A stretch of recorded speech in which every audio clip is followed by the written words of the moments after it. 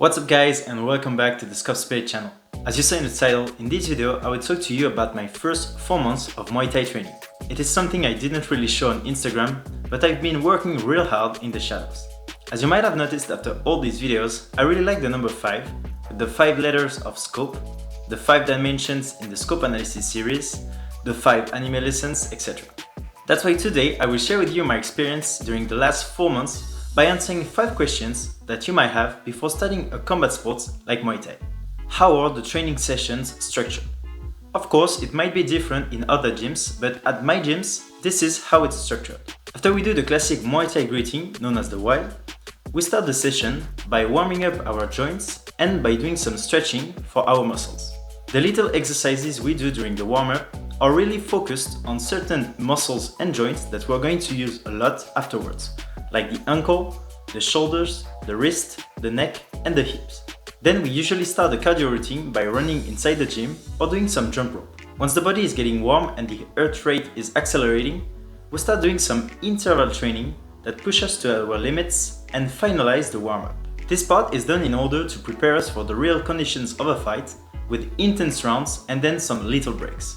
Once this is done and our body are totally awake, we then do a little bit of shadowboxing to practice our techniques and movements. The last time, the coach explained to us that shadowboxing is very important for us to stimulate our creativity, and it allows the coach to better see some technical mistakes that we could make. After that, we go on to the technical part, during which we learn some moves and combinations. For this part of the training, it is very diversified. We work on leg attacks, punches, knees, sometimes elbows, and even some throws and sweeps when we work on close combat. We usually work in pairs and we change partner from time to time. And at the end of the session, we do some conditioning with some strength exercises, as well as some plank with the coach hitting us in the abs. It is quite cliche, but it's very good for our mental and physical preparation. And it can even sometimes be funny because we do not have any energy left and we start saying some bullshit. Then we put ourselves in line, the coach gives us a little speech, and then we do the Y again to conclude the training. What special equipment is required?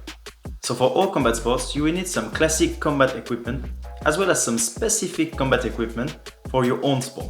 For example, in MMA, you will need some special gloves. For wrestling, you will need a singlet.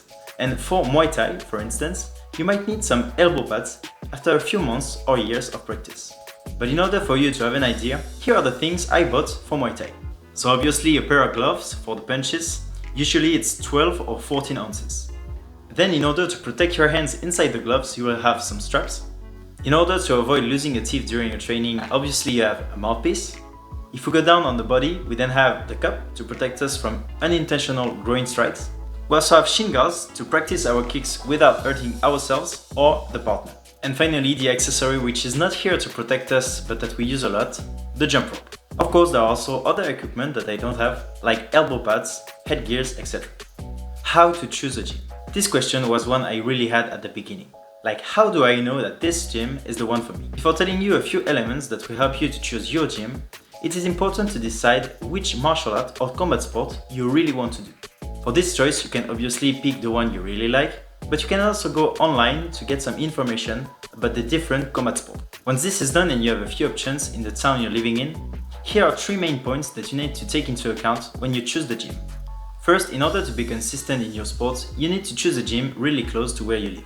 Having to drive 45 minutes, taking 2 buses or walking for 1 hour would just demotivate you and make you skip some trainings in the long term. Since the training is already really hard, it makes no sense if going to the gym is also hard. Then once you are in the gym, you need to feel at ease as if you were with your family. The vibe attached to the gym, the people, the coaches are very important. Just one detail about this. Sometimes in combat sports gym, people can look intimidating at first. It's normal, they are fighters. But once you get to know them, you will realize that they are the nicest people that you will meet. However, if you feel a bad vibe with not much respect and some malicious intent from people, remember that you're not married with one gym and you can explore the possibility with other gyms. And finally, I think it's important that the gym goals matches with your own personal goals. If you want to do combat sport for your health and confidence, just as a classic sport, then choose a gym that has the same vision. And on the opposite side, if you want to do some competition, choose a gym that leads some of its athletes to national or regional competitions. If you have all these criteria, the combat sport you choose will match with the energy and the goals you have, and it will fit easily in your daily agenda. Is it possible to conciliate combat sports and other trainings? Before starting a combat sport, you are maybe doing another sport, and you might be wondering if it is possible to do both. The answer is yes, but there are some details that you need to take into account. First, it might be quite hard for your body for the first weeks or month. If in addition to combat sport you do another sport like running, calisthenics or gym workouts, you will need to eat real good and to have a lot of rest during the night. Then you will also need some time management skills. If you work or if you're at school, you will need to organize your day in order to have a good amount of training in both during the week. And if you have only room for one, you will need to make a choice. To show you that it's possible to do two sports at the same time, let's have a look to how my week is structured. Monday and Tuesday, I do powerlifting. Then Wednesday and Thursday, I do Muay Thai. Then Friday and Saturday, I do powerlifting again. And I do some running on Sundays. Of course, the first weeks were quite hard, since the training are quite intense. But in the end, after a few weeks, and with some good recovery at night and good food, I was able to do it without problem. What does combat sports bring you personally? For me, combat sports, like a lot of sports, are something that will really help you to grow as a person. But there are some qualities that you will learn like in other sports when you do some combat sport. Here is my top 5. First, confidence. I know that is something you hear a lot, but I swear to you guys that this is really a thing. When you go through all these workouts and you get punched in the face, on the legs, on the body at the gym, you will see how much you can do and you will be proud of yourself. You will have a different look in the eyes and walk with confidence when you are in the streets. 2. Humility. It always comes with confidence. When you see people smaller than you that will eat you in a real fight, you understand that you have a lot to learn from them. You understand what true respect is when these people that are much better than you are giving their best to teach you their art. 3. Mental toughness. It is a bit different than confidence.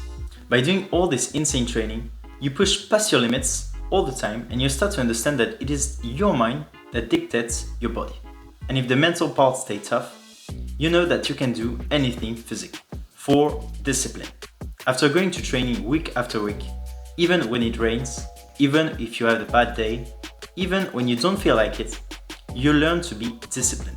You learn how to do the hard work with consistency and without taking into account how you feel. 5. Happiness. The best thing is that after an intense training, the body releases endorphins, which, combined with the joy of completing the workout, will make you really happy. And in addition to that, it is only when you put yourself through hell that you really learn how to appreciate the moment of peace in your life. And the best thing about these 5 qualities is that they will help you in other areas of your life, like your social interactions, at your work, or for your personal project. To conclude this video, I wanted to say that I'm really happy to be in the gym I'm in right now.